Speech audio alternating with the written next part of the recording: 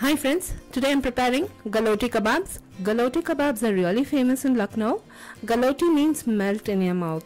This is truly a melt in your mouth kebab. It's little bit of time consuming process, but the results are amazing.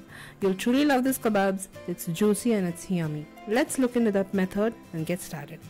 I've gone ahead and dry roasted a bunch of spices.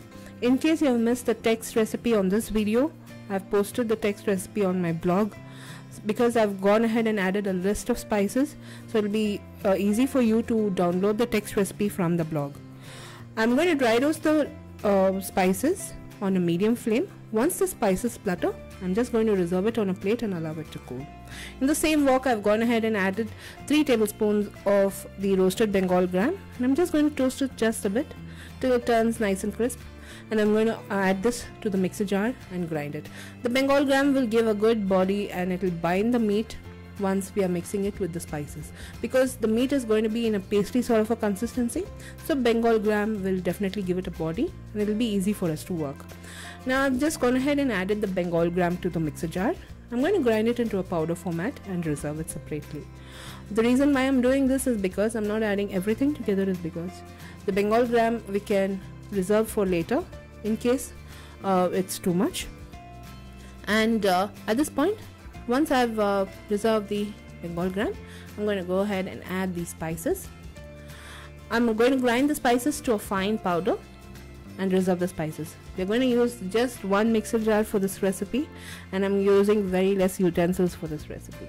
Now I've just gone ahead and reserved the spices. In the same wok, I've gone ahead and added 1 tablespoon of ghee and 1 tablespoon of oil. I'm going to go ahead and fry 1 medium onion, which is roughly chopped, 10 pods of garlic and 1 inch ginger. I'm just going to fry the onion till it caramelizes and it turns into brown color. Once the onion turns into brown color, I'm going to go ahead and grind this as well. We are not going to add the raw onions to the meat because the meat is going to be in a pasty sort of a consistency. If we add the raw onions to the meat, the onions will sweat if I add the salt, and the meat will go soggy when we are frying. So it's not advisable for you to add the onions raw.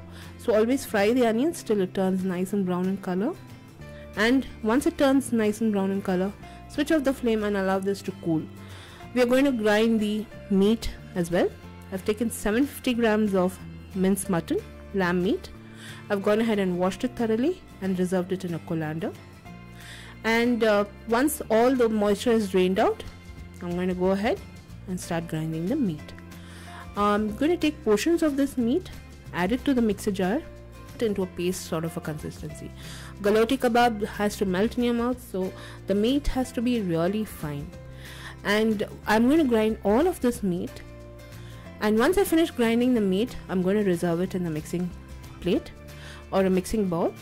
And I've also ground the onion and ginger garlic paste, which I fried earlier. So at this point, my ingredients are ready and I'm going to start marinating the meat. First and foremost, I've gone ahead and added 3 tablespoons of yogurt, 2 tablespoons of chili powder, 1 tablespoon of turmeric powder and 1 tablespoon of coriander powder, and the masala which I prepared earlier, about 2 tablespoons. At this point, I'm going to add the onion paste. I'm going to mix everything till it's well combined. I did forget to add the salt, and I added the salt later. The meat will be in a pasty sort of a consistency, so it will be a little bit tough for you to mix all the ingredients till it's well combined. It will take its own time, but please do it slowly, but make sure all the ingredients are well distributed in the meat and it's nicely combined. Take your time and mix the meat thoroughly. Add the salt as per your taste and just mix this. It will take about good amount of 10 to 15 minutes of mixing, because the meat is in a nice pasty sort of consistency and all the ingredients are not going to be distributed easily. At this point, once I finish mixing the meat, I've gone ahead and added the roasted Bengal gram. The roasted Bengal gram will give it a good body and it will be easy for us to work when we are preparing patties. It will bind evenly and it will fry the meat without breaking.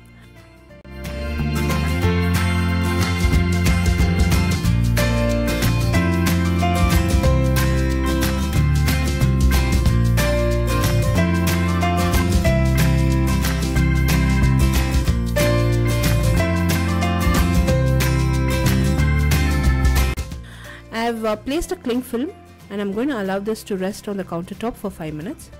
In case you're going to do it right away, you can allow this to marinate for just 5 minutes. If you're going to do this ahead of time and you're going to do it for the next day, please allow this to marinate in the fridge itself.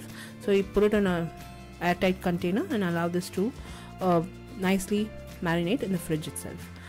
I'm just going to go ahead and make a well in the meat, and right in the center I'm just going to place some coal. I'm going to add a little bit of ghee, place a cover and smoke the meat.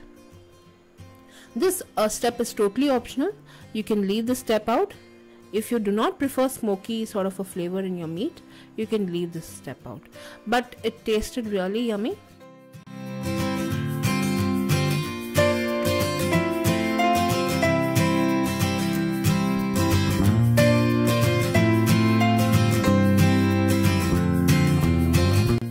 Once the smoke flavor has infused in the meat, I'm just going to go ahead and remove that coal and start mixing the meat and prepare the patties and fry it.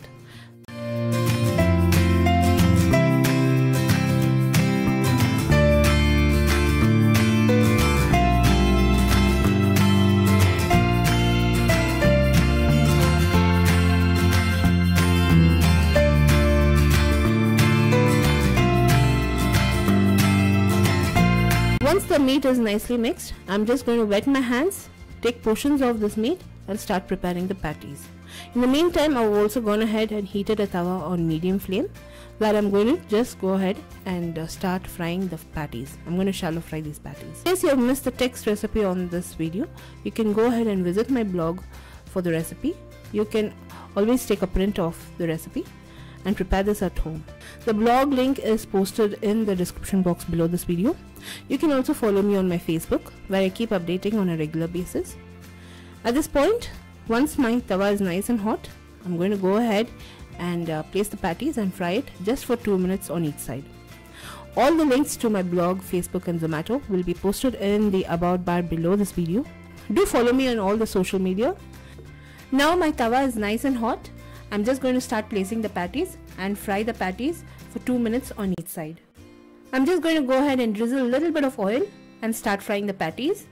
This does not require much of oil, just a bit of oil. And once the patties are nicely fried, I'm just going to go ahead and serve it with a coriander chutney. Do give this recipe a thumbs up. Share this recipe with your family and friends. It's a yummy recipe. Do give this recipe a try at home. I've simplified the method and I've used very less ingredients for this recipe. Though not have added all the spices, I've somehow combined and got this taste and flavors to perfection. Once I finish frying the patties, I'm just going to go ahead and serve it with coriander chutney. This will taste absolutely yummy. It takes hardly 4 minutes to cook, and it's very simple and easy to prepare once you have the meat mixture ready. I've gone ahead and served it. Do give this recipe a thumbs up. Share this with your family and friends. Subscribe for more videos. I'll be seeing you soon with the next video recipe. Until then, thanks for watching. Bye bye.